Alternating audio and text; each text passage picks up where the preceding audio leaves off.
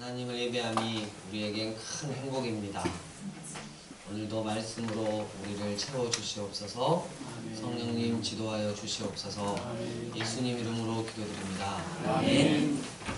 오늘은 열왕기하 16장쯤 15장 32절입니다. 열왕기하 15장 32절.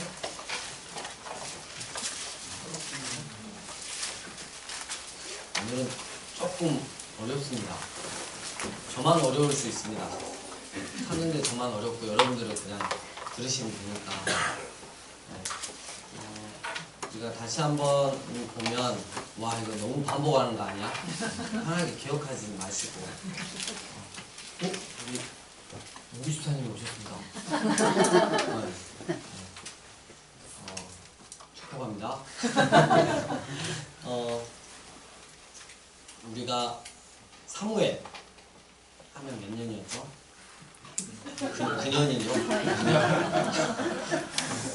네, 10, 90. 그리고 이스라엘의 초대왕인 사울 왕은 10, 50. 그리고 다윗 왕은 10, 10. 그리고 솔로몬은 970년. 그리고 또 40년이 지난 930년부터는 이스라엘이 남과 북으로 나뉘었다. 그래서 남쪽은 솔로몬의 아들이었던 르호보암이 이어가고 북이스라엘은 이제 첫 번째 왕 솔로몬의 신하였던 여로보암이 이어가는데, 이 여로보암은 악의 기준을 제시한 왕이었다. 그래서 북이스라엘 왕들이 잘못되었을 때 여로보암의 죄를 따라 행하였다.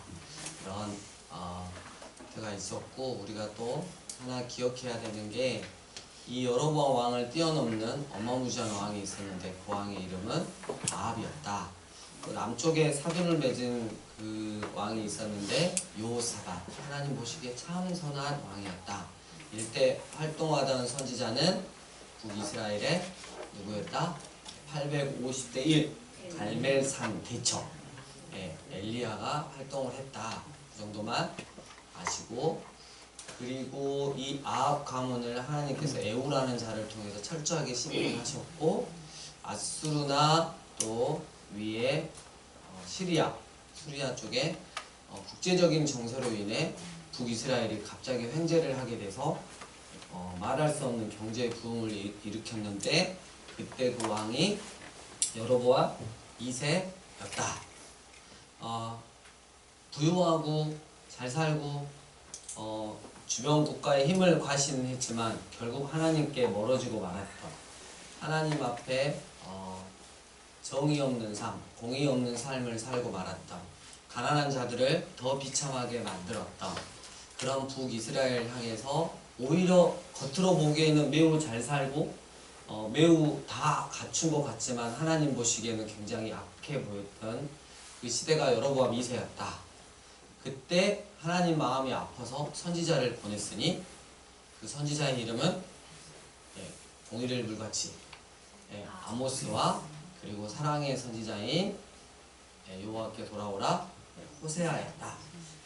북이스라엘의 마지막 선지자의 말도 북이스라엘은 결코 듣지 않아서 결국은 멸망의 길로 가게 됐는데, 그 멸망의 길이 지난주에 끝냈습니다. 마지막 호세아 왕 통해서 722년 아수르에서 점령을 당하고 포로로 끌려가고, 그쪽에서 또 데려와서 혼혈 정책을 써버리는 그런 비참한 상황까지 처했다. 그래서 북이스라엘의 역사는 끝났고, 그때 오른쪽에 보시면 남유다 왕이 누구였다 멸망할 때?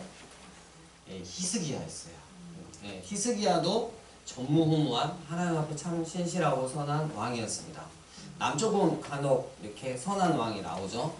그 위에 우리가 지금 누가 있죠? 아하스가 있어요. 그리고 바로 그 위에 누가 있죠?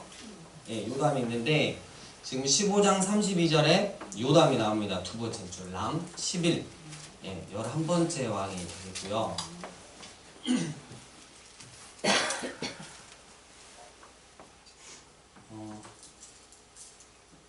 그때 37절에 그때 여호와께서 비로소 아람 왕 르신과 그 다음에 르말야의 아들 베가 보내어 유다를 치게 하셨더라. 그리고 이제 16장에 드디어 누가 나오죠? 아하스가 나옵니다. 아하스. 제가 앞에다가 4글자 붙였는데 네? 정신 나간 아하스. 정신 나간 아하스라고 붙였습니다. 보세요.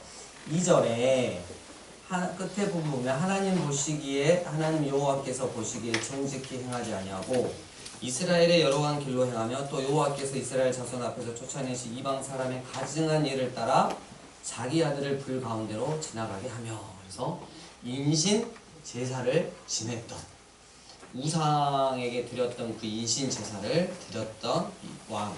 그래서 우리는 무슨 왕이라고 그런다? 정신나간 왕이다.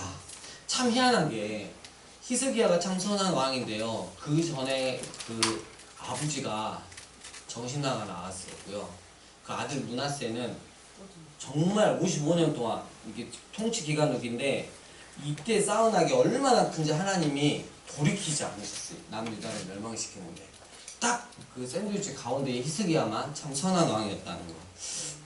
이 아하스 시대 그리고 히스기야 시대 이런 시기를 거쳐서 남유다에 이제 활동한 선지자가 있었으니 그 이름이 미가, 그리고 그 유명한 이사야였다.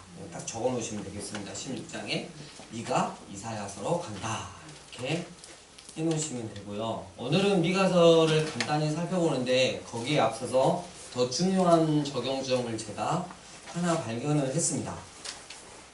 이 아하스 왕 때 5절 보니까 이때 아람왕 르신과 북이스라엘 왕 르말랴의 아들 베가가 예루살렘에 올라와서 싸우려 하려 아하스를 에워쌌으나 능히 이기지 못하니라, 이랬어요. 이때 이사야 적어놓고요. 이사야서 7장으로 넘어갑니다. 이사야서 7장으로 잠깐 넘어갔다 오겠습니다. 오늘 조금 왔다 갔다 해요. 그래서 정신나간 아하스도 배우고 있죠. 자, 7장이 조금 자세히 돼 있어요.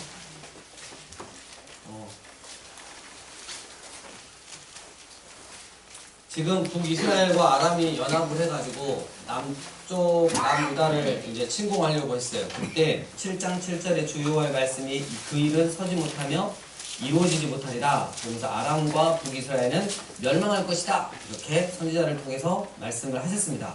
그리고 10절 여호와께서 또 아하스에게 말씀하여 이르시되 너는 내 하나님 여호와께 한 징조를 구하되 깊은 데에서든지 높은 데서든지 구하라 하시니. 12절 함께 읽겠습니다. 시작.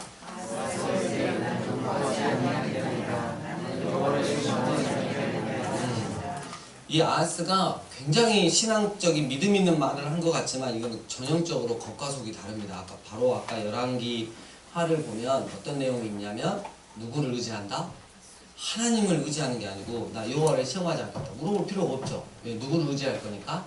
아수르를 의지할 거니까. 그런 이야기를 합니다. 14절 그러므로 주께서 13절부터 읽겠습니다. 이사야가 이르되 다윗의 집이여 원하건대 들을지어다. 너희가 사람을 괴롭히고서 그것을 작은 일로 여겨 또 나의 하나님을 괴롭히려 하느냐. 그러므로 주께서 친히 징조를 너에게 주실 것이라. 보라 처녀가 잉태하여 아들을 낳을 것이요 그의 이름을 임마누엘이라 하리라, 이랬어요. 그러니까 징조를 구하지 않았는데도 하나님께서 은혜를 주셨죠.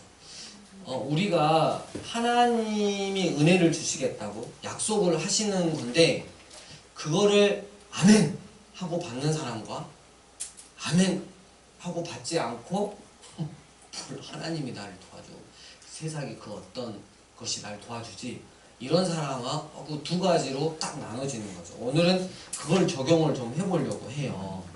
자, 먼저 그 정신나간 아하스 왕은 하나님의 징조를 거부했고 또 믿지도 않았어요. 근데 일방적인 언약이 일단 선포가 되죠. 14절에 주께서 친히 징조를 너에게 주실 것이요 보라 처녀가 이랬는데 이게 첫 번째 뜻이 어영우먼이에요. 그냥 젊은 여자예요. 해가지고 아들을 낳았어요. 그 아들이 누구예요? 바로 히스기야예요. 1차적인 거. 그리고 두 번째 이 처녀의 또 뜻이 있냐면 버진이에요. 버진. 동정녀라는 뜻이죠. 남자를 한 번도 가까이 하지 아니한 여자. 그래서 이건 이중적인 의미가 있습니다. 누구죠? 예, 바로 예수 그리스도를 뜻하는 거죠. 그런 일들이 아하스 왕 때 있었어요. 다시 이제 앞으로 넘어갑니다. 열왕기하 16장으로 와서 16장 10절로 다시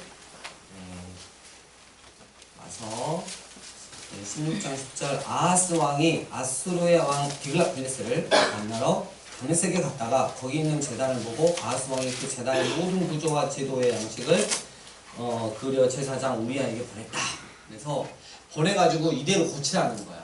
하나님 여호와의 성전을 뜯어 고치라는 거죠. 그래서 결국 어떻게 됐냐면 번제단을 치워버렸어요. 그리고 15절 끝부분에 보면 오직 놋제단은 내가 주께 여쭐 일에만 있게 하라 이렇게 하고 명령을 하죠. 그러니까 하나님을 아예 한쪽으로 치워버린 거예요. 근데 어쩌다 힘들면 한 번 정도, 한두 번 정도 써먹게 이렇게 치워놓으라는 거죠. 이게 아하스가 정말 정신이 나간 거고요. 그 다음에 18절에 보면 아니다.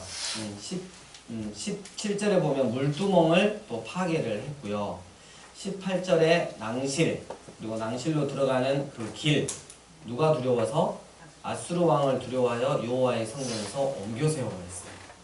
그러니까 이 아수르 왕이 딱 왔을 때 우리는 여호와 하나님을 의지하지 않고요, 오직 아수르 왕을 두려워하고 의지합니다 라는 걸 보여주기 위해서 하는 거죠. 그래서 우리가 이런 것들을 보면서 하나님을 한쪽으로 치우는 행위, 그리고 하나님보다 다른 누구를 두려워하고 더 의지하는 행위, 혹 우리도 주님을 믿는 그런 마음과 행동이 이러지 않나 라고 한번 점검을 해 보았으면 좋겠습니다. 아하스는 이 정도까지 하고요. 18장으로 넘어갑니다. 18장 1절에 왕이 누가 되죠? 히스기야 왕이 됩니다. 남 13이 되겠죠. 남 13. 3절 히스기야가 그의 조상 다윗의 모든 행위와 같이 여호와께서 보시기에 정직하게 행하여 그가 여러 산당들을 제거하며 주상들을 깨뜨리며 아세라 목상을 찍으며 모세가 만들었던 놋뱀을 이스라엘 자손이 이때까지 향하여 분향함으로 그것을 부수고 느후스단이라 일컬었더라. 몇 조각이라 일컬었더라. 이랬죠. 5절 함께 읽겠습니다. 시작. 히스기야가 이스라엘 하나님 여호와를 의지하였는데 그의 전을 유다와 그의 그러한 자가 없었으니. 네, 여기까지. 네, 전무후무했다는 거죠. 하나님을 의지하는 정도가. 그래서 참 하나님께 칭찬을 받았고요.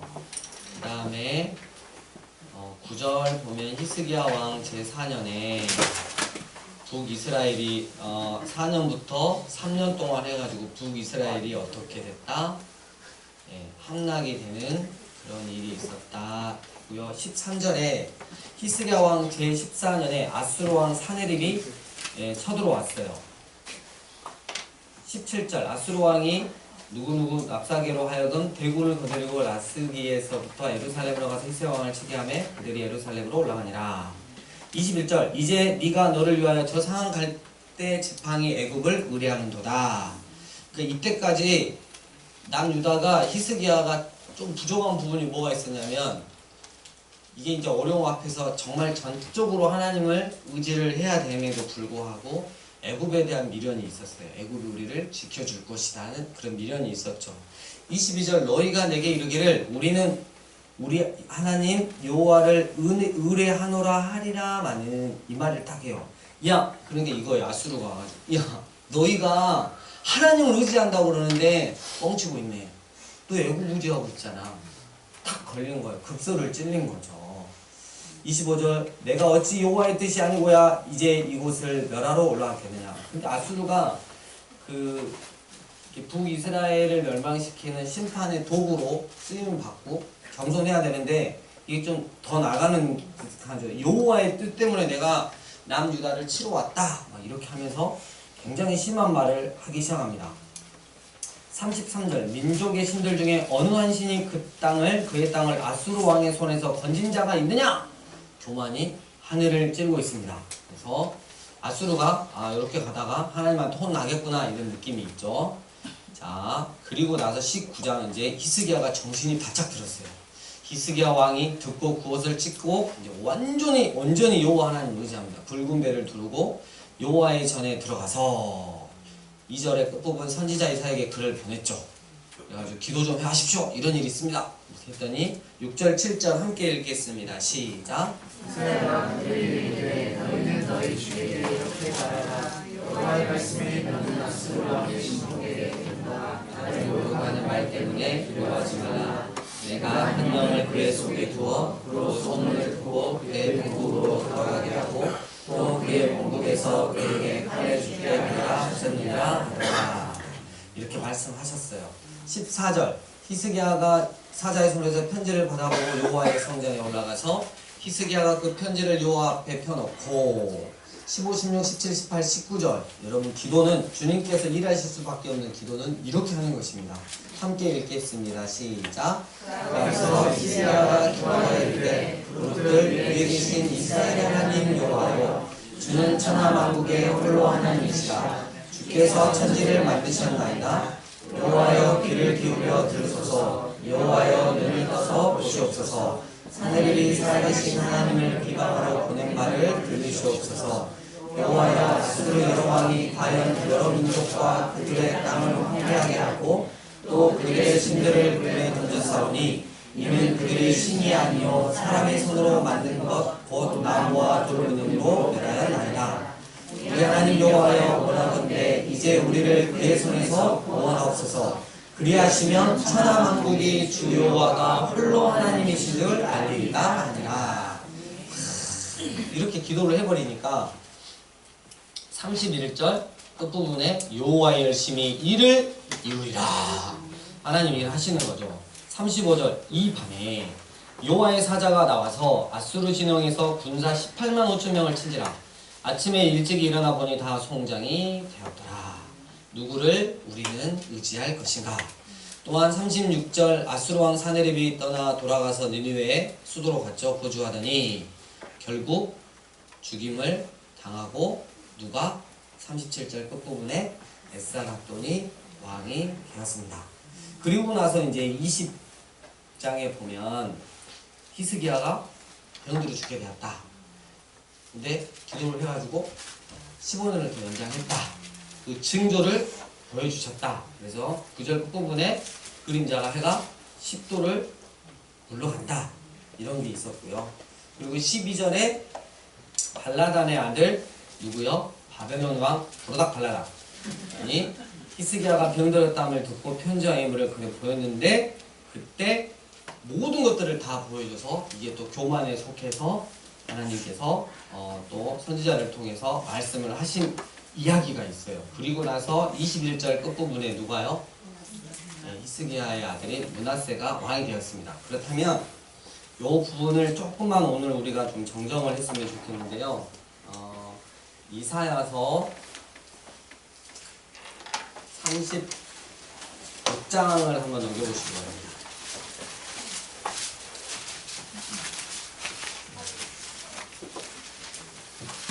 여러분 그 다른 교회 가면 PPT에 막 다 띄워놓잖아요.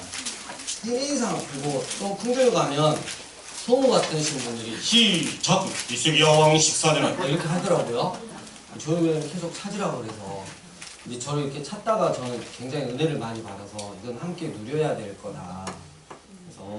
그래서 이렇게 찾는 거예요. 네, 이해해 주세요. 네, 똑같은 이 모자이크 식으로 이렇게 진행이 되는데 36, 37 넘기시고 38 이렇게 했는데 같은 이야기입니다. 근데 38장 1절에 그때 히스기야가 병들어 죽게 됐는데 여러분 우리가 이제 보통 알기는 아수르가 쳐들어왔는데 하나님이 다 죽이시고 난 다음에 그때 우리가 그 전에 정리하기에는 애굽을 좀 그냥 좀 무지해가지고 하나님이 너 이제 그만하고 죽어라 이렇게 해가지고 했는데 막 이렇게 해가지고 15년 연장했다 그랬는데 여기서 좀 우리가 정정을 해야 될 것 같아요. 6절에 보니까 1절에 그때 히스기야가 병들어 죽게 됐는데 6절에 너와 이성을 아수르 왕의 손에서 어떻게 해요? 그러니까 전쟁이 아직 안 일어났어. 아수르하고 전쟁이 그죠? 내가 또 이성을 보호하리라 이랬어요. 그러니까 아수르가 사네립이 포위하고 있던 시기에 주어진 말씀과 거의 같고 아수르가 퇴각한 후에 이 39장의 말씀이 주어져 있다고 보기는 좀 어려운 거죠. 그래서 히스기야의 병은 사네립 침공 이전에 발병했다고 추측할 수 있는 부분이 바로 이 부분입니다. 네, 그래서 우리가 좀 요건 정정을 해야 될 것 같고요. 그 다음에 똑같이 히스기야 왕에게 8절에 보니까 징조를 줬어요. 그림자가 10도를 물러가게 하는 그런 징조를 줬어. 그러면 제가 이렇게 왔다 갔다 하면서 이제 적용하고 싶은 게 뭐냐면 이사야 7장을 보면 아까 정신 나간 아하스 왕이 있었단 말이에요. 하나님이 징조를 구하라 그러는데 그것조차도 비웃고 내가 믿고 있는 세상의 그 어떤 것들을 의지하려고 했던 그 아하스가 될 것인가, 아니면 이 엄청난 위기 상황에서 징조를 주심으로 말미암아 히스기야처럼 힘을 얻고 병도 고침을 받고 그리고 아수르도 물리치는 그런 엄청난 하나님의 일하심을 경험할 거냐 그랬어요. 그래서 이 하나님의 징조를 거부한 아하스로 살 것인가, 아니면 하나님의 징조를 믿고 하나님의 일하심을 믿고 기도하며 하나님의 영광을 올려드리는 그 자리에 히스기야처럼 있을 것인가, 우리는 선택을 분명히 해야 한다는 것이죠. 아멘. 네, 저 혼자만 흥분한 것 같습니다. 미가서로 넘어가겠습니다. 미가서는 우리가 간단하게 살펴보겠습니다. 미가는 1291페이지입니다. 1291페이지. 신약에서 1291페이지를 찾으면 없습니다. 구약에서 찾으셔야 됩니다. 1291페이지. 미가 뜻은 누가 하나님과 같은가 이런 뜻이고요.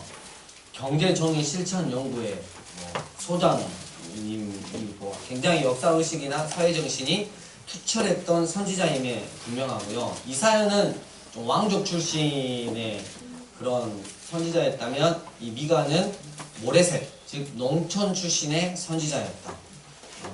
이사야와 같이 겸손한 자세로 하나님을 섬길 것을 부르짖은 선지자, 그리고 특별히 경제 정의를 부르짖은 선지자였다. 이렇게. 그래서 대도시의 부유층, 지도층을 쳐서 애언을 했습니다. 우리가 미가서에서 유명한 게 5장 2절에 나오죠. 뭘까요? 아니, 그 펴보지 마시고 이렇게 나오잖아요. 네. 우리 예수님이 태어날 장소를 콕 집어줬잖아요. 여러분, 이게 확률이 2분의 1이다라고 말 안 했죠? 확률이 거의 뭐다? 0이라고 그랬죠. 우리 대한민국에서 동네가 몇 개 있어요? 모르죠. 너무 많으니까. 근데 전 세계 동네가 몇 개 있겠어요? 그 중에 하나예요. 네. 자, 1절 유다의 왕들 요담과 아하스와 히스기야 시대의 모레셋 농촌입니다. 사람 미가에게 임한 여호와의 말씀 곧 사마리아와 예루살렘에 관한 묵시다. 그러면서 2절에서 이렇게 쭉, 여러분 사마리아와 예루살렘에 관한다고 수도권을 향해서 하는 거죠. 여러분 저희 수도권인가요? 네. 강주? 네. 네. 서울 사람들이 우리 강주 보면 뭐라 그러죠? 시골. 그게 아니야. 그게 아니야. 서울이야, 서울. 서울이야. 네, 아무튼 수도권을 했습니다. 2절에서 쭉 7절까지 보면 하나님께서 쓰레기만 놔둔게는 공토로 너희 땅을 만들어버리겠다. 도시를 만들어버리겠다. 이런 메시지를 전하고 8절에 이러므로 내가 애통하며, 내가가 누구죠? 지금? 예, 미가죠. 애통하며 애곡하고 벌거벗은 몸으로 행하며 들깨같이 애곡하고 타조같이 애통하리니, 이렇게. 이는 그 상처는 고칠 수 없고 그것이 유다까지도 이르고 내 백성의 성무고 예루살렘에도 미쳤음이니라. 그래서 거의 맨몸 상태인 복장으로 이렇게 돌아다녔다는 건 정말 생생하게 보여주기 위한 그런 애언이었던 거죠. 2장 1, 2절 함께 읽겠습니다. 시작. 지상에서 죄를 피하며 악을 꾸미고 나를 밟으면 그 손에 힘이 있으므로 그것을 행하는 자는 화를 쓰며 팔들을 탐하여 빼앗고 집들을 탐하여 차지하니 그들이 남자와 그의 집과 사람과 그의 산업을 강탈하라. 그래요. 세상에 그 손에 힘이 있으니까 밭들을 탐하고 빼앗고 그 다음에 집들을 차지하고 산업들을 강탈했던 이런 것들에 대해서 여러분 이게 우리 지금 이 시대에도 일어나요. 그러니까 그리스도인들이라고 하는 분들이 이런 일들을 아무렇지도 않게 자행을 하고 나서 하나님의 은혜입니다라고 말하고 다니는 사람이 많고 그 말도 안 되는 더러운 것으로 하나님 앞에 예물을 갖다가 드리니 하나님이 얼마나 구역질 나겠어요. 정말 우리가 중요한 건 이 사회 가운데 경제, 정의, 이것들을 실천해 가면서 살아가는 삶의 열매로 하나님 앞에 나와야 되는 것이죠. 6절 그들이 말하기를 너는 애원하지 말라. 듣기 싫은 말, 하나님의 정확하게 찌르는 이런 말씀 앞에 애원하지 말라. 이것은 애할 것이 아니니 욕하는 말을 그치지 아니한다 하는도다. 그러니까 하나님 말씀으로 권면하고 이렇게 하면 이 은혜 받을 사람들은 회개하고 이제 돌이키는 거잖아요. 근데 저런 씹대하면서 막 욕을 한다는 거죠.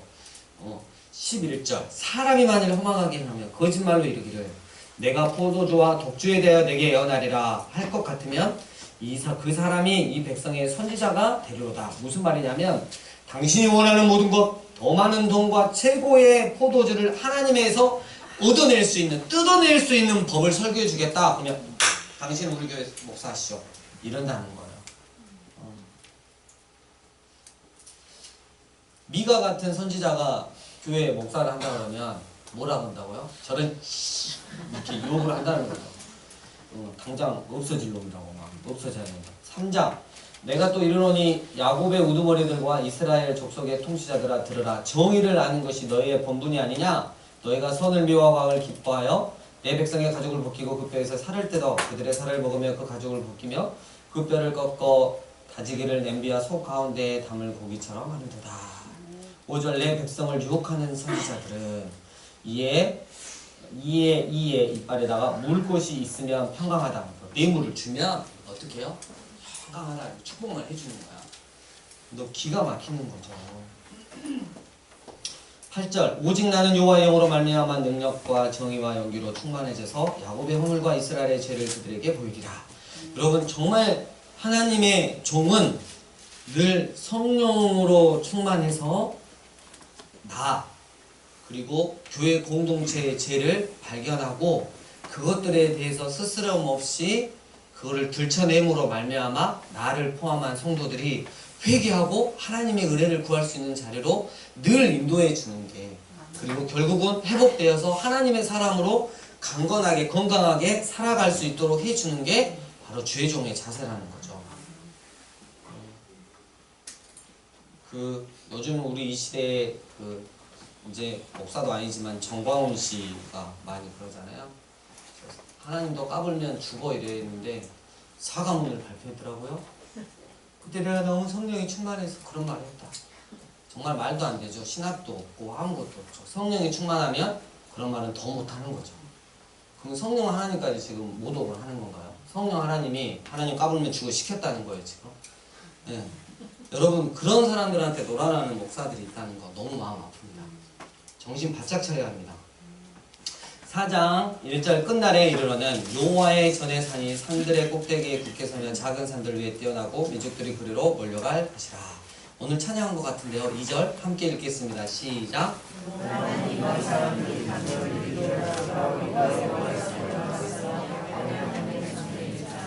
그가 그의 도를 가지고 우리에게 가르치실 것이니라. 우리가 그의 길로 행하리라 하리니 이는 율법이 시온에서부터 나올 것이요 여호와의 말씀이 예루살렘에서부터 나올 것이니라.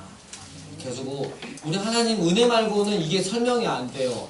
결국 하나님께서 회개하는 영, 성령 하나님을 보내셔서 그리고 그렇게 또 순종하는 주의 종들을 통해서 회개시키고 회복시켜 주신다는 거죠. 이거는 우리가 이제 돌아가란다가 아니라 성령 하나님 우리 가운데 역사하시는 거죠. 그리고 나서 회복을 하는데 5장 2절 함께 읽겠습니다. 시작. 베들레헴 에브라다야 너는 유다 족속 중에 작을지라도 이스라엘을 다스릴 자가 내게서 내게로 나올 것이라. 그의 근본은 상고의 영원에 있느니라. 영원부터 태초부터 계셨던 분이 너희 가운데 나와서 너희에게 진정한 회복을 주실 것이다. 이렇게 이야기를 하고 있습니다. 정말 제가 개인적으로 좋아하는 말씀이 6장 6절에서 8절에까지 있습니다. 함께 읽겠습니다. 시작. 내가 무엇을 가지고 여호와 앞에 나아가며 높으신 하나님께 경배할까? 내가 번제물로 1년 된 송아지를 가지고 그 앞에 나아갈까? 여호와께서 천천의 순양이나 만만의 강물 같은 기름을 기뻐하실까? 내 허물을 위하여 내 마가들을 내 영혼의 죄로 말미암아 내 몸의 열매를 드릴까? 사람아, 주께서 선한 것이 무엇임을 내게 보이셨나니 여호와께서 내게 구하시는 것은 오직 정의를 행하며 인자를 사랑하며 겸손하게 내 하나님과 함께 행하는 것이 아니냐. 아멘. 아멘. 7장 18절 마지막 부분 이렇게 쭉 이렇게 나오고요. 우리가 여러분 말씀을 듣고 회개할 수 있다는 거, 최악의 고통 가운데서도 하나님의 사랑을 의심하지 않고 오히려, 그러니까 우리가 그렇죠, 너덜너덜해졌을 때도 오히려 회복과 구원을 기대할 수 있다는 거, 이 모든 것이 다 하나님의 은혜일 것입니다. 이번 한 주간 또 하나님 말씀 잘 묵상하시면서 이 말씀을 먹어치우는 그리스도인들이 되시기를 주의 이름으로 축복합니다. 주님 가르쳐